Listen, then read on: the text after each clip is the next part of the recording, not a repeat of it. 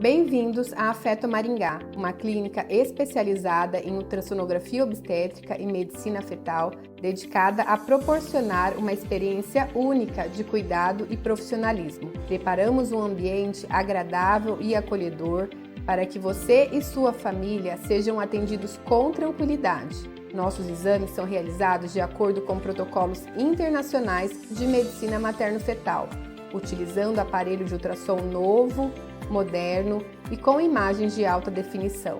Na Afeto Maringá, valorizamos cada momento da sua gestação. Queremos tornar o encontro de cada um que chegar à Afeto Maringá um momento único, especial e exclusivo. Nosso compromisso é oferecer um cuidado humanizado e personalizado, garantindo que você se sinta segura e bem informada em cada etapa de sua gestação. Afeto Maringá, cuidando de você e do seu bebê com tecnologia, profissionalismo e cuidado.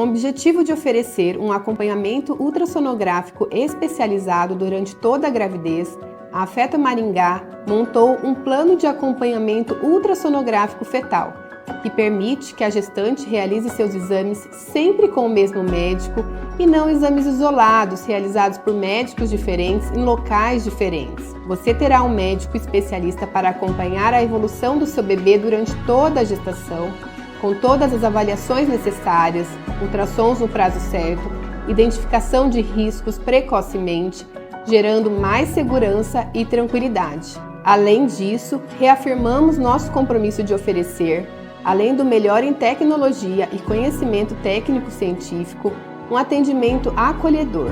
Queremos transformar os dias de ultrassom em dias muito especiais que serão sempre lembrados por toda a família. Além de vivenciar toda essa experiência, você ainda ganhará inúmeros benefícios: pagamento facilitado, imagens em 5D em todos os exames, pasta fichário de organização de exames, porta-retrato com a foto do seu bebê e ainda o urso Afeto, que vem com o som do coração do seu bebê. Para maiores informações, entre em contato conosco. Novidade na Afeto Maringá: ultrassonografia 8D. A ultrassonografia 8D é uma tecnologia que deixa a imagem do bebê mais nítida, mais realista e aproxima ainda mais você do seu bebê. Mas aqui na Afeto, nossa avaliação vai muito além da imagem. Ambiente acolhedor, tempo de exame estendido, aparelho de última geração, com tecnologias que melhoram a nossa avaliação e medicina fetal. Aqui, cada exame é completo, com todos os parâmetros necessários para avaliar os seus riscos e seu bebê com segurança. Conforto, tecnologia e avaliação precisa você encontra aqui na Afeto Maringá.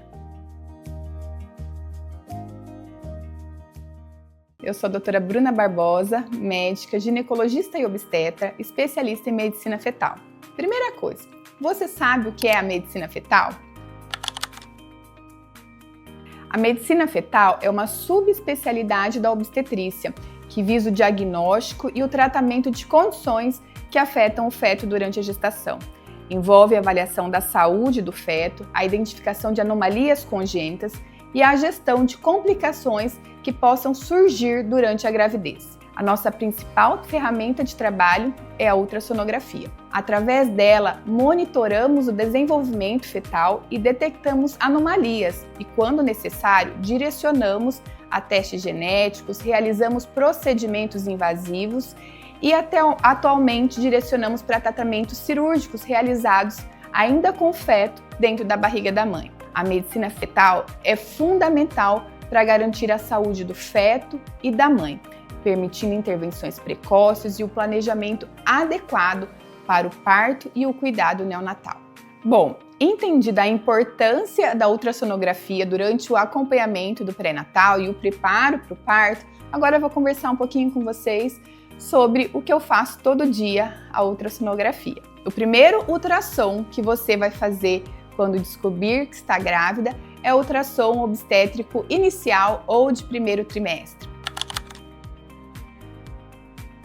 Esse ultrassom é realizado via transvaginal, porque o bebê ainda é bem pequenininho, né? Então descobriu que está grávida, procura o obstetra para começar a fazer o acompanhamento pré-natal e ele vai solicitar para você esse exame. Quando que a gente faz esse exame, né? Eu recomendo que o primeiro ultrassom seja feito por volta de 7 semanas, entre 7 e 10 semanas, porque com 5 semanas a gestação é muito pequenininha ainda, a gente só vê o saquinho gestacional, uma bolinha pretinha lá dentro do útero. Com 7 semanas a gente já vai conseguir ver o saco gestacional, embrião e até ouvir os batimentos cardíacos do seu bebê. Por que que esse ultrassom é tão importante? Ele é muito importante porque primeiro a gente confirma a gestação tópica, se essa gestação realmente está conhecendo dentro do útero, porque algumas complicações, algumas gestações podem ocorrer fora do útero e a gente chama de gestação ectópica, que infelizmente é uma gestação não viável. Depois, a gente confirma a idade gestacional, porque nem sempre a idade da gestação é compatível com a data menstrual. Muitas pacientes têm ciclos irregulares. E no ultrassom, através da medida do embrião, a gente vai confirmar o seu tempo de gestação. E outro ponto importante que as mães estão super ansiosas é para ouvir o coraçãozinho do bebê. Com 7 semanas, o bebezinho tem apenas 1 centímetro e o coração já está firme e forte. Outras coisas também são avaliadas nesse exame, por exemplo, a avaliação do colo do útero, dos anexos ovários, corpo lúteo, a vesícula vitelínica, mas o mais importante mesmo é a localização do saco gestacional, a visualização e a medida do embrião para confirmar a idade e ouvir os batimentos cardíacos fetais. Bom, depois desse primeiro ultrassom, quero conversar com vocês sobre aquele exame que para mim é o divisor de águas do pré-natal. É talvez o exame mais importante de toda a gestação, que é o famoso ultrassom morfológico de primeiro trimestre.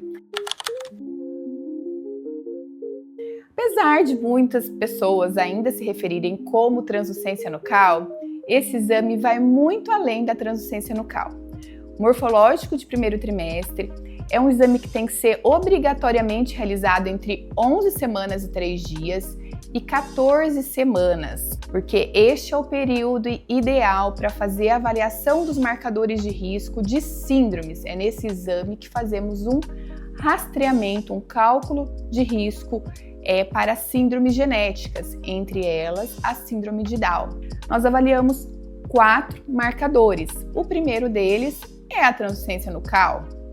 Outros marcadores importantes: a avaliação da presença ou ausência do osso nasal, a avaliação do fluxo no ducto venoso e também o fluxo tricúspide no coração.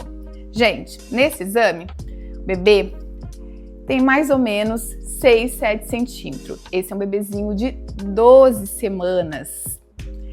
E além de toda essa avaliação dos marcadores de síndromes, a gente já faz uma avaliação precoce da formação da anatomia do bebê, conseguindo descartar em torno de 50% das malformações congênitas. Outro ponto de extrema importância, que também faz esse exame se tornar um dos principais da gravidez, é o rastreamento da pré-eclâmpsia e da restrição de crescimento intrauterino. A pré-eclâmpsia é uma complicação da gravidez associada ao aumento de pressão arterial da mãe que ocorre só após 20 semanas. É uma importante causa de morte materna e prematuridade. 70 mil mulheres morrem por ano no mundo por pré-eclâmpsia. 500 mil bebês morrem por ano no mundo por complicações da pré-eclâmpsia. E o que esse exame traz sobre pré-eclâmpsia? Fazendo o rastreamento no primeiro trimestre e entrando com medicação, trabalhos concluíram que o AS, quando introduzidos para as pacientes de alto risco para pré-eclâmpsia antes de 16 semanas, ou seja, o momento é agora, conseguimos reduzir de 60% a 90% dos casos da pré-eclâmpsia. Então, olhem a importância desse exame. Avaliação de risco de síndromes, avaliação de malformações, idade gestacional precoce, avaliação de risco de pré-eclâmpsia e restrição de crescimento e ainda uma avaliação inicial do colo uterino, né, visando aí a avaliação do risco de parto prematuro e também da formação e da implantação placentária. Esse exame é fundamental para todas as gestantes e pode fazer diferença, uma diferença essencial no pré-natal, no nascimento, na vida, na gestação de toda mulher.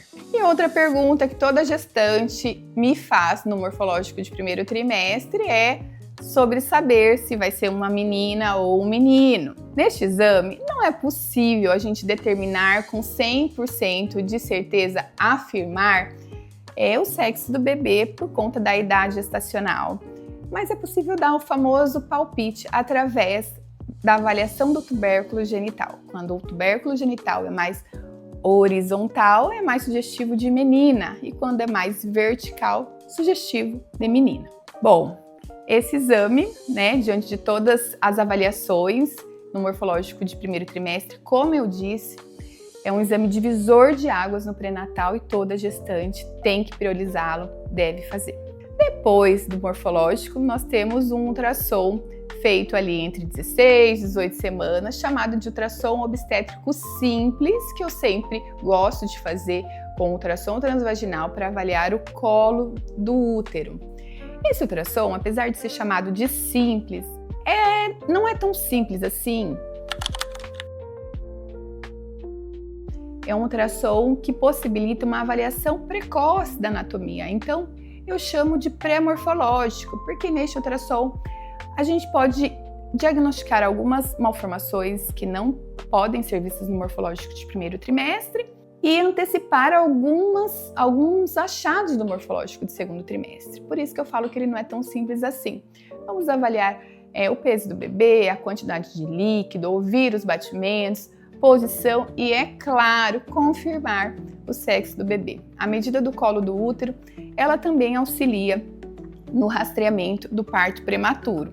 Mas eu vou falar um pouquinho mais sobre isso junto com o próximo exame, que é o ultrassom morfológico de segundo trimestre. O ultrassom morfológico de segundo trimestre, ele deve ser feito entre 20 semanas e 24 semanas de gestação. Por quê? Neste período, o feto não é nem tão grande, nem tão pequeno e já está bem formado. É o principal ultrassom para o diagnóstico de malformações congênitas.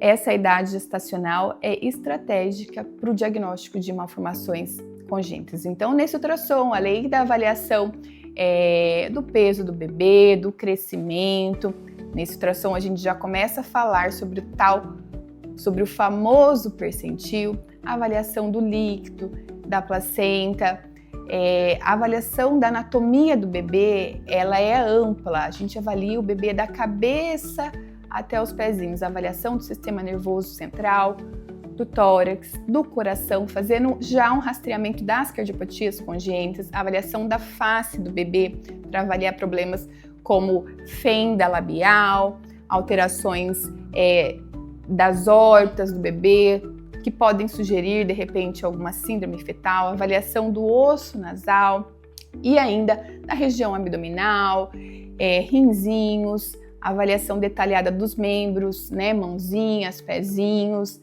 avaliação dos rins, da genitália do bebê novamente. Então é um exame muito detalhado da formação do bebê. Junto com o morfológico do segundo trimestre, existem duas avaliações importantíssimas que todo mundo precisa fazer. A avaliação da medida do colo do útero pelo ultrassom transvaginal. Apesar de eu medir sempre o colo no primeiro trimestre, no morfo de segundo é o período mais estratégico para identificar as pacientes com maior risco de parto prematuro. E essa medida é feita via ultrassom transvaginal. Identificando essas pacientes de alto risco, é possível proporcionar um tratamento antes que o parto aconteça, introduzir medidas que previnam o parto prematuro. A medida do colo do útero menor que 2,5 centímetros nessa idade gestacional é caracterizada como um alto risco para parto prematuro. Uma outra avaliação no morfológico do segundo trimestre é a avaliação com Doppler, principalmente o Doppler das artérias uterinas para reavaliação do risco da pré-eclâmpsia e também o Doppler da artéria umbilical para avaliação da função placentária. A função placentária está associada ao crescimento do bebê, é a função placentária que proporciona um crescimento fetal adequado. Isso também a gente avalia através do peso e do percentil. E agora, o que é o tal do famoso percentil? O percentil fetal é uma medida que compara o peso de um bebê com o peso de outros bebês da mesma idade gestacional.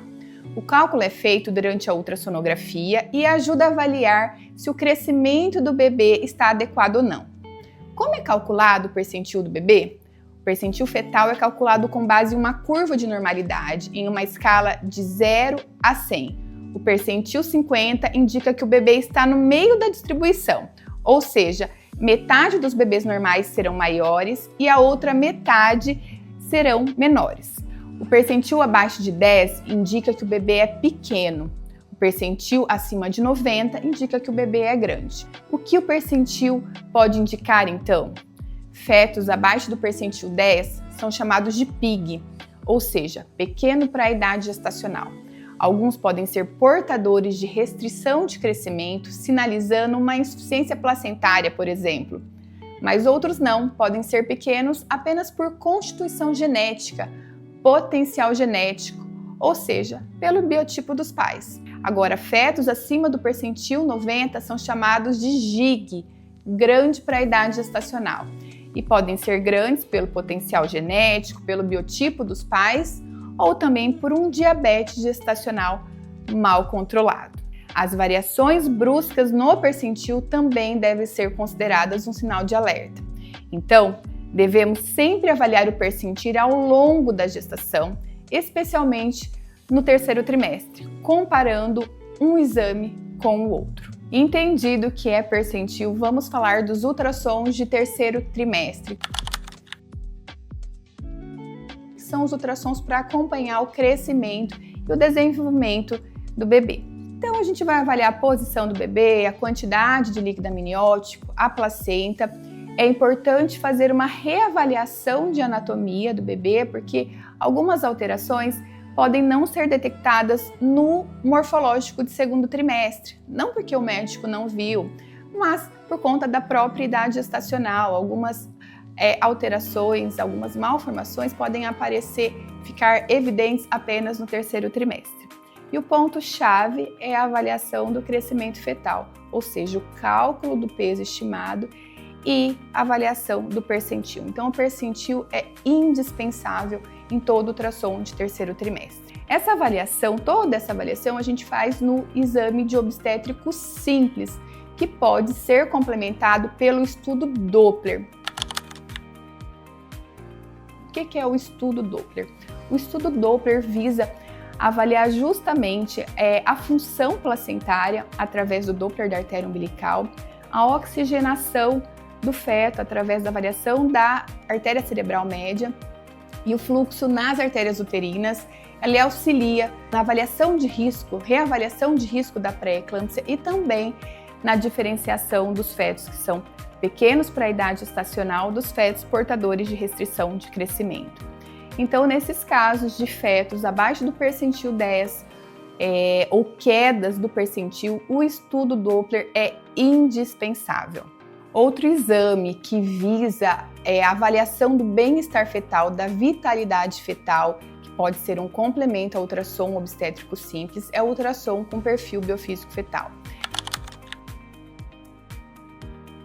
O perfil biofísico fetal avalia através da movimentação fetal, movimentos respiratórios, frequência cardíaca, líquido amniótico, se o bebê está em sofrimento ou não. Ele é indispensável nos casos em que existe uma queixa, um relato materno de diminuição da movimentação fetal, nas gestações de alto risco e também nas gestações de baixo risco, ou quando essa gestação ultrapassa as 40 semanas, em que a gente chama de pós-datismo. Quero lembrar que o tipo de ultrassom e a frequência dos exames ao longo da gestação variam conforme a necessidade de cada gestante, baseada nas patologias de base ou as complicações ao longo da gestação. Um acompanhamento detalhado e especializado é fundamental para garantir uma gestação mais tranquila e um parto mais seguro.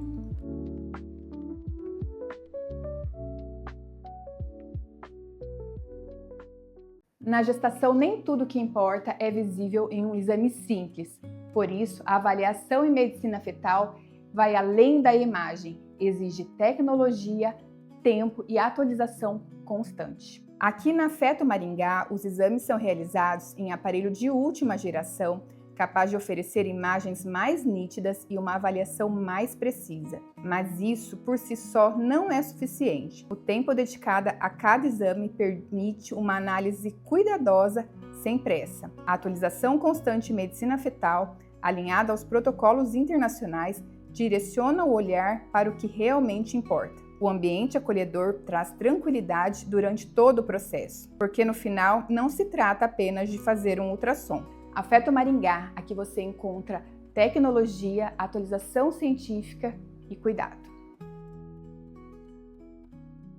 A Feto Maringá, mais uma vez, honra o compromisso de oferecer o melhor cuidado e agora traz para a região de Maringá um exame altamente especializado, a neurosonografia fetal.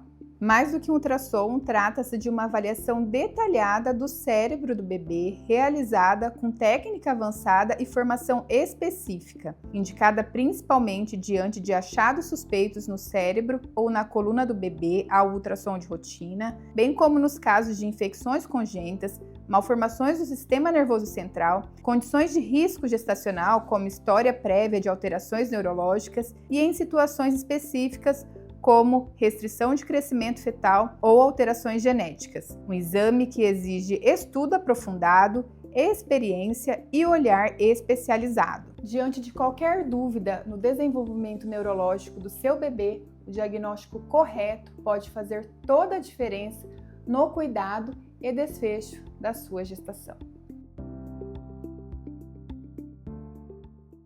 Muitas das pacientes que chegam até mim já passaram por experiências difíceis na gestação. uma perda, um parto complicado ou situações em que o bebê apresentava alguma alteração que não foi identificada no pré-natal. Isso muda completamente a forma como essa mulher vive uma nova gestação. Mais medo, mais insegurança e uma necessidade de se sentir segura novamente. Por isso, aqui o cuidado começa pela escuta, por entender cada história com atenção. E se completa com uma avaliação minuciosa, aliando tecnologia, formação especializada e atualização científica constante. O diagnóstico precoce e assertivo é essencial para oferecer as melhores possibilidades, o tratamento adequado e o parto mais seguro para cada situação. No fim, o que essa gestante mais precisa é se sentir segura, e esse é o nosso principal compromisso aqui na Afeto Maringá. Não tem como ir para um parto seguro sem esses 3 exames. O primeiro é o ultrassom morfológico de primeiro trimestre. Além de avaliar a anatomia do bebê de forma precoce, ele é o principal exame para avaliar risco de síndromes e de pré-eclâmpsia. E atenção, ele deve ser realizado obrigatoriamente entre 11 e 14 semanas de gestação. Esse é o período em que conseguimos prevenir de forma mais efetiva a maioria dos casos de pré-eclâmpsia, uma doença frequente, grave e que pode levar a tantos partos prematuros ou mesmo a morte da mãe e de muitos bebês. O segundo é o ultrassom morfológico de segundo trimestre, entre 20 e 24 semanas, associado à medida do colo uterino por via transvaginal. Esse é o principal exame para o diagnóstico de malformações fetais e também para identificar risco de parto prematuro. Esses diagnósticos permitem cuidados que podem prevenir e minimizar riscos para a mãe e para o bebê. E o terceiro, menos conhecido, mas não menos importante, é o ultrassom de 36 semanas. Nessa idade, avaliamos o crescimento do bebê, os percentis e fazemos uma reavaliação anatômica especializada, visando identificar malformações de manifestação mais tardia ou alterações de crescimento que podem evoluir com sofrimento fetal ou outras complicações. O ecocardiograma fetal não é um exame que só avalia o coração. Ele é o principal exame para diagnóstico das cardiopatias congênitas. 1 a cada 100 bebês nasce com alguma cardiopatia e muitos desses casos não são diagnosticados durante a gestação. E um dado importante, 90% acontece em gestantes de baixo risco, ou seja, pode acontecer com qualquer pessoa. Por isso, o diagnóstico pré-natal é fundamental. O diagnóstico pré-natal possibilita o planejamento de um parto seguro em hospital de referência e com equipe especializada. Diante de uma cardiopatia congênita, estar no lugar certo, com a equipe certa, salva a vida de muitos bebês. Gestante, você sabia que hoje existe ultrassom para avaliar o seu olho? É o Doppler da artéria oftalmica, uma avaliação que vem ampliando a capacidade de identificar, ainda no primeiro trimestre, o risco para a pré-eclâmpsia. A pré-eclâmpsia é uma doença potencialmente grave, tanto para a mãe quanto para o bebê.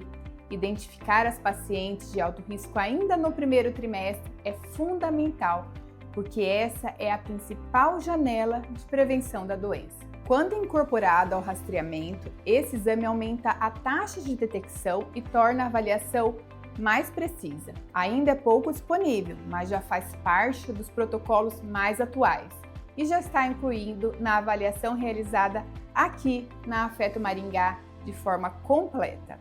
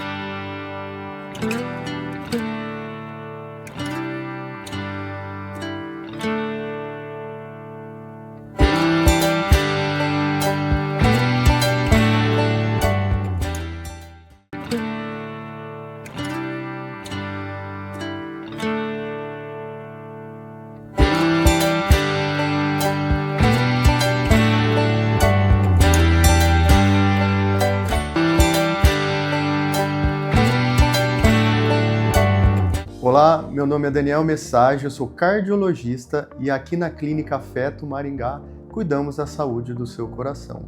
Você sabia que a hipertensão arterial é a principal doença circulatória no mundo? A hipertensão arterial afeta milhões de pessoas no mundo. E você sabe o que ela realmente causa no seu corpo? A hipertensão ocorre quando a pressão do sangue contra as paredes das artérias está constantemente elevada. Valores acima de 140 por 90 milímetros de mercúrio já indicam esse diagnóstico. Fatores como sedentarismo, alimentação rica em sal, obesidade e tabagismo aumentam o risco de desenvolver a doença. Além disso, a história familiar é muito importante. Se você não controla, a hipertensão arterial pode levar a infarto, AVC, insuficiência cardíaca, insuficiência renal e perda de visão. A hipertensão é uma das principais causas de morte no mundo, contribuindo para milhões de óbitos por doenças cardiovasculares todos os anos. A boa notícia, ela pode ser controlada. Praticar exercícios, reduzir o sal, manter um peso saudável e tomar os medicamentos corretamente fazem toda a diferença. A hipertensão pode ser silenciosa, mas você não precisa ignorá-la. Cuide da sua saúde e mantenha sua pressão sob controle. Existem diversos exames para o diagnóstico e controle da hipertensão arterial, alguns mais usuais, como a medida da pressão no consultório, o eletrocardiograma e até o ecocardiograma. Mas eu queria destacar um tipo de exame que é extremamente relevante, chamado medida ambulatorial da pressão arterial. Essa medida com um aparelho de mapa, que é um aparelho relativamente simples, ele é de extrema importância. Muitas vezes existem diversos erros na medição da pressão arterial. Erros para pacientes que têm um diagnóstico e não são diagnosticados, e pacientes que não são hipertensos e são erroneamente classificados como hipertensos. Isso causa desde problemas como uso inadequado de medicamentos ou até problemas sociais e psicológicos. A medida da pressão arterial se resume à medida ao longo de 24 horas da pressão arterial, tanto de dia quanto de noite. E essa média da pressão arterial ao longo desses períodos vai nos dar uma informação mais adequada sobre se realmente esse paciente é hipertenso ou não. É um método extremamente simples, vai fazer medidas de pressão ao longo de todo esse dia e essas informações vão ser relevantes porque eu vou poder ter um maior controle da pressão arterial deste paciente. Parece simples, mas a medida da pressão arterial traz algumas armadilhas. A gente tem algumas recomendações habituais, como não medir a pressão de bexiga cheia, não medir a pressão após exercício físico vigoroso, não medir a pressão após tomar café, não medir a pressão após o estresse. Isso todo mundo sabe. Agora, você sabia que o tamanho do manguito de pressão é determinante para um diagnóstico perfeito da hipertensão arterial?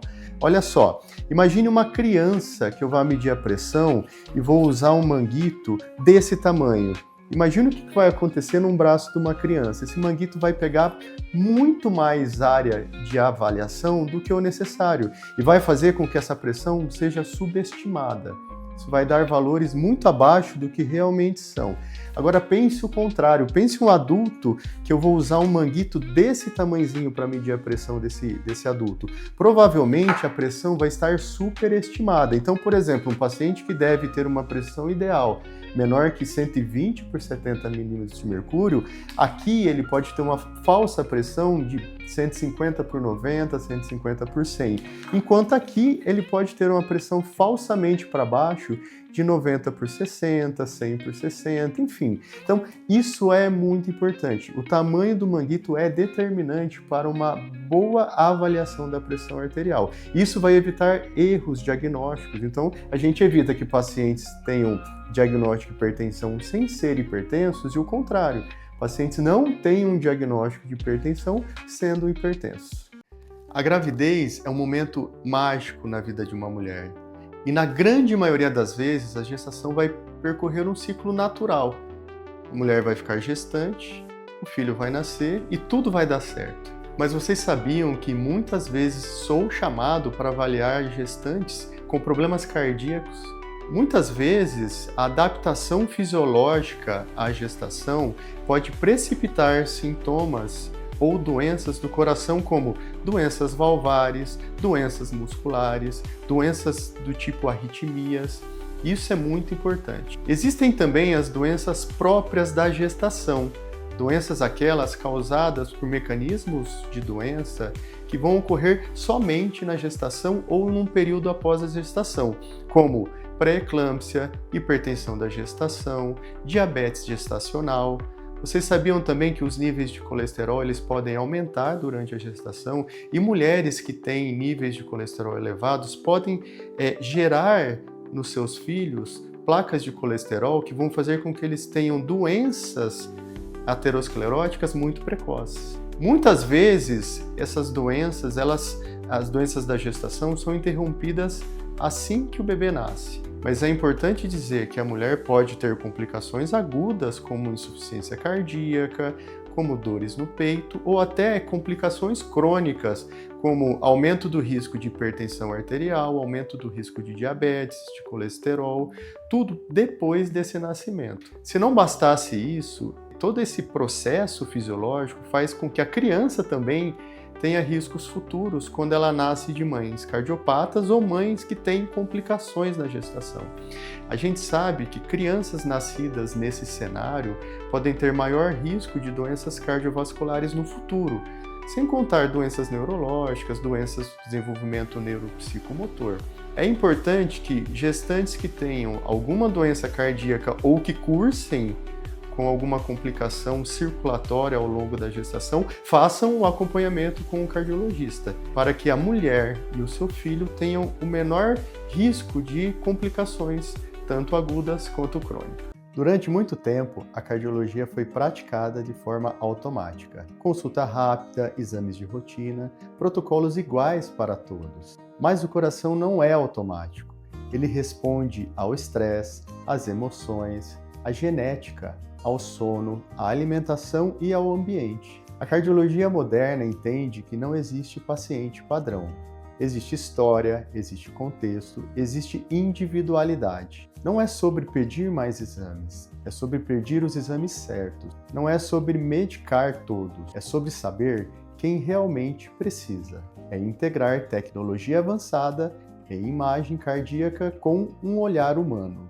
É enxergar o coração conectado ao corpo inteiro. Porque tratar o coração isoladamente é medicina do passado. Cuidar da pessoa como um todo é a cardiologia moderna. Na cardiologia, cada decisão importa. Solicitar um exame, iniciar um medicamento, indicar um procedimento, tudo isso tem impacto direto no prognóstico do paciente. Por isso, a atuação do cardiologista não pode ser guiada por rotina, conveniência ou interesses secundários. Ela precisa ser guiada por evidências. As diretrizes nacionais e internacionais existem para orientar decisões baseadas em ciência sólida, em estudos clínicos bem conduzidos e em impacto real na sobrevida e na qualidade de vida.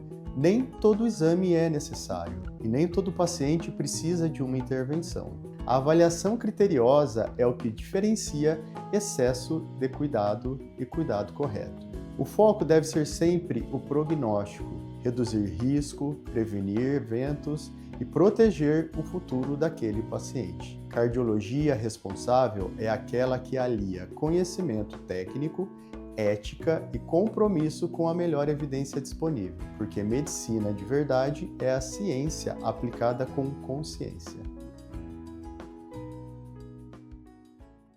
As principais causas de morte no mundo continuam sendo as doenças cardiovasculares. E na maioria das vezes elas começam de forma silenciosa. Hipertensão, diabetes, colesterol elevado, tabagismo, obesidade.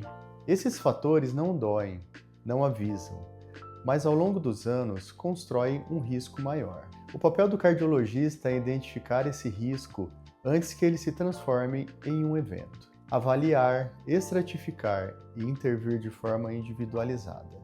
Hoje, a cardiologia vai além. Participamos da avaliação cardiovascular de pacientes oncológicos, monitorizando possíveis efeitos do tratamento no coração. Avaliamos risco genético e história familiar com mais precisão. Atuamos também na avaliação pré-operatória, garantindo segurança antes de procedimento cirúrgico. A cardiologia moderna ela é preventiva, integrada e estratégica, porque proteger o coração é proteger o futuro. E prevenção bem feita muda histórias. A cardiologia evoluiu e o diagnóstico por imagem também. Hoje, decisões clínicas importantes dependem de exames altamente especializados, como a tomografia cardíaca e a ressonância magnética do coração. Mas nem todos os serviços contam com especialistas dedicados exclusivamente à imagem cardíaca. A imagem cardíaca teleradiologia nasce para mudar isso. Somos uma empresa focada exclusivamente em laudos de tomografia e ressonância cardíaca, oferecendo análise criteriosa, interpretação avançada e suporte técnico para clínicas e hospitais em todo o Brasil. Trabalhamos com protocolos atualizados, precisão diagnóstica e comunicação direta com a equipe solicitante. Porque laudar coração não é apenas descrever imagem, é entender fisiopatologia, contexto clínico e impacto terapêutico. Levamos expertise em imagem cardíaca para qualquer lugar do país. Tecnologia, segurança e especialização, conectando conhecimento ao cuidado. Imagem cardíaca teleradiologia, precisão que atravessa distâncias. Na medicina, responsabilidade é algo que se compartilha. Em exames de alta complexidade, como a tomografia e ressonância magnética cardíaca, cada detalhe pode influenciar uma decisão terapêutica importante. A segunda opinião não existe para contestar colegas, ela existe para fortalecer decisões. A imagem cardíaca teleradiologia oferece um serviço especializado de revisão diagnóstica em imagem cardiovascular, com análise técnica, criteriosa, baseada em diretrizes atualizadas e experiência dedicada exclusivamente ao coração. Trabalhamos com respeito ao laudo original, diálogo técnico e foco absoluto na segurança do paciente, porque diante de casos complexos, ter duas análises qualificadas não é dúvida, é prudência, é responsabilidade, é compromisso com a melhor decisão possível. Imagem cardíaca teleradiologia, precisão que atravessa distâncias.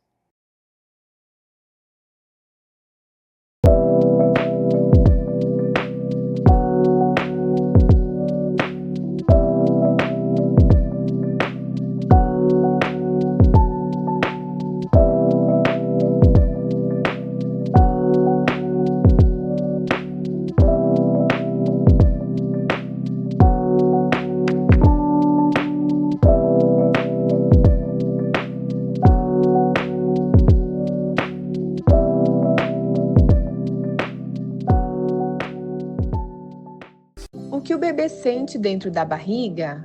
São 9 meses naquele lugar escuro, quentinho e cheio de sensações. A barriga da mãe é o primeiro mundo que o bebê conhece, repleto de sons e movimentos próprios. Conforme o bebê vai crescendo, o desenvolvimento cerebral e neurológico proporciona percepções variadas. O ultrassom nos permite acompanhar cada fase desse processo incrível, proporcionando detalhes valiosos sobre o desenvolvimento do bebê e fortalecendo ainda mais o vínculo com a mamãe. Preparamos uma listinha com algumas das sensações que o bebê experimenta ainda dentro da barriga. Confira. 10ª semana, as batidas do coração da mamãe. A partir da 10ª semana, o embrião já pode perceber o batimento cardíaco da mãe, que o acompanhará por toda a gestação. É por isso que os recém-nascidos se acalmam imediatamente quando são aninhados na altura do peito da mãe. O som do coração materno, seu companheiro desde os primeiros momentos de vida, traz uma sensação instantânea de segurança e pertencimento. 14ª semana. Um mundo de novos sabores. A partir desse período, as papilas gustativas do bebê já estão formadas. Exames indicam que ele pode alterar o ritmo da deglutição do líquido amniótico conforme a mãe ingere algo doce, salgado ou azedo. Nessa fase, o bebê também pode começar a soluçar, um reflexo que prepara seu organismo para o futuro processo de respiração. 16ª semana. Tateando o mundo. O tato do bebê já está bem desenvolvido e ele consegue sentir o contato com o mundo exterior através do líquido amniótico. Suas primeiras sensações do ambiente ao redor vêm pelas mãozinhas, um processo essencial para ajudá-lo a descobrir o mundo após o nascimento. 17ª semana. A mamãe não fica quieta. A partir da 17ª semana, cerca de 4 meses, o bebê já é capaz de perceber todos os seus movimentos. O sistema de equilíbrio do feto está formado e ele sente quando a mãe muda de posição. Corre, senta, levanta, deita ou agacha. 18ª a 25ª semana. Tem alguém aí fora?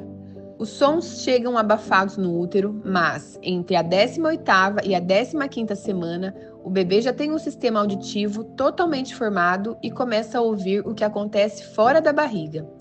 As vozes do papai, dos avós e dos amigos da família já podem ser reconhecidas, assim como músicas e outros ruídos.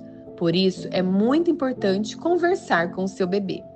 Após o nascimento, pesquisas indicam que o bebê pode identificar esses sons, o que contribui para a sua sensação de segurança. 30ª semana. Estou só de olho. A visão do bebê está mais desenvolvida e ele já consegue perceber feixes de luz e distinguir claro e escuro. O desenvolvimento da visão continuará até cerca de 6 meses após o nascimento. Antes disso, o bebê terá uma visão turva e reconhecerá o rosto materno apenas a uma curta distância de aproximadamente 20 centímetros. 33ª semana, ouvindo o corpo da mamãe. Na 33ª semana, o bebê já está maior e bem próximo dos órgãos da mãe. Por isso, ele consegue ouvir o funcionamento do corpo dela, como os batimentos cardíacos e os sons da digestão. Estresse. O bebê certamente não entende o que acontece do lado de fora, mas é capaz de captar as emoções da mãe. Quando a gestante fica irritada, por exemplo, os hormônios do estresse, cortisol e adrenalina, são liberados na corrente sanguínea e chegam ao bebê, acelerando também os batimentos cardíacos dele. Alegria. Capriche em momentos de felicidade e bem-estar durante a gestação. Seu bebê sente tudo e boas emoções fazem toda a diferença para ele. Vocês sabiam que até a década de 90, costumeiramente as mulheres não eram colocadas em estudos para avaliar medicamentos, estudos para avaliar complicações de doenças como hipertensão, diabetes, colesterol, infarto, AVC. As mulheres eram, entre aspas, esquecidas. Olha só, isso é cultural. O que a gente luta hoje em dia é para que se tenha igualdade de tratamento para essas mulheres. É importante dizer que até a 4ª ou 5ª década de vida, as mulheres têm um efeito protetor hormonal do estrogênio. Entretanto, quando elas entram no período da menopausa, esse estrogênio reduz drasticamente. E é aí que vem o problema. A mulher vai começar a aumentar os níveis de pressão, vai começar a ter hipertensão arterial. Essa hipertensão arterial vai ser pior controlado do que as dos homens e muitas vezes essas mulheres vão ser mal medicadas. As mulheres tendem a receber menos remédios para pressão do que homens. Isso vai acontecer também no diabetes. As mulheres vão ter piora dos controles glicêmicos, vão ser mais diabéticas e vão receber menos medicamentos do que os homens. Quando se fala em colesterol, a partir da 5ª década de vida, o nosso colesterol protetor, que é o HDL, vai cair na mulher e o LDL, que é o chamado colesterol ruim, vai subir na mulher. Imagine que todo esse contexto de mudança cultural, mulheres menos tratadas que homens e mulheres que surgem que após o período da menopausa vão desenvolver mais doenças, fazem com que essas mulheres tenham complicações circulatórias maiores, vão ter mais infarto, vão ter mais AVC, vão ter mais problemas de insuficiência renal, problemas de circulação do olho, enfim, uma série de problemas que vão ocasionar uma limitação da expectativa de vida. Então é importante que as mulheres sejam bem cuidadas. A sua mãe, a sua tia, você deve acompanhar com um cardiologista para que não se desenvolvam os problemas circulatórios ao longo da vida. O diabetes é uma das principais doenças circulatórias que existe. Pode parecer estranho falar que diabetes é uma doença circulatória, mas olha só, diabetes quando mal controlado, ou seja, quando eu tenho incapacidade que minha insulina que é produzida pelo meu pâncreas faça com que o meu açúcar entre na minha célula para ser metabolizado e na ausência de insulina esse açúcar fica circulando pelos meus vasos, ele é chamado de glicose quando ele está no nosso organismo, o que vai acontecer? Mecanismos fisiopatológicos fazem com que esse açúcar comece a lesar os meus vasos por dentro. E olha só que ruim que isso vai ser.